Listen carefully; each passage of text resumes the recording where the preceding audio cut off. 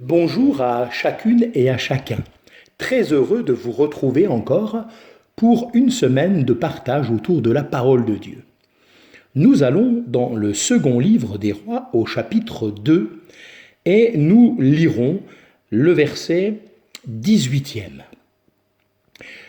Dans la version Darby, il nous est dit « Ils retournèrent vers Élisée, il habitait à Jéricho ».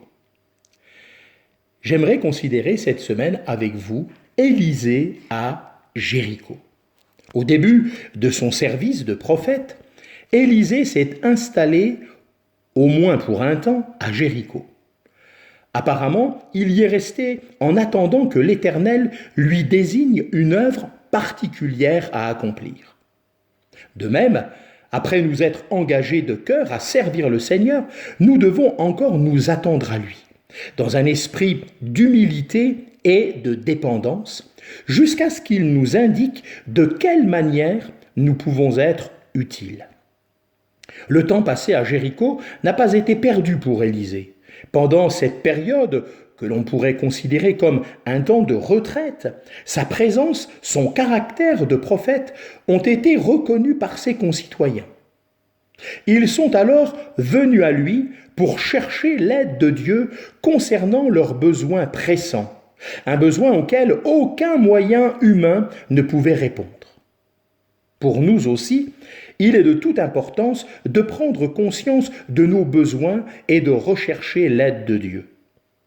L'influence la plus étendue et la plus sainte que le chrétien peut exercer est parfois celle qui est la moins apparente, la moins visible. C'est l'influence qu'on ne voit pas mais qu'on ressent.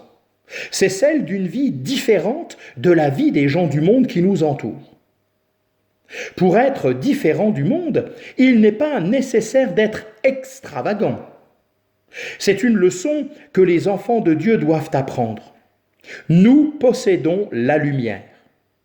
Que ces rayons puissent faire briller la glorieuse personne de Christ, les précieuses vérités de son évangile, et non pas la rigidité de notre attitude. Cherchons à attirer les hommes à Christ en montrant la beauté de la sainteté, au lieu de les décourager par les manifestations d'un caractère exigeant et sévère, en appelant souvent cela à tort des principes, alors que ce n'est que l'expression de la dureté et du manque de charité. Vivre dans la lumière de Christ nous distingue. C'est une force qui attire, alors que la rigidité repousse. McLean a dit « Affirmons que nous sommes des enfants de Dieu et que nous marchons dans l'obéissance à sa parole, par l'amour et par notre conduite, et non par des paroles. » Que le Seigneur nous accorde sa grâce et l'assistance de son esprit pour y parvenir. Que Dieu vous bénisse.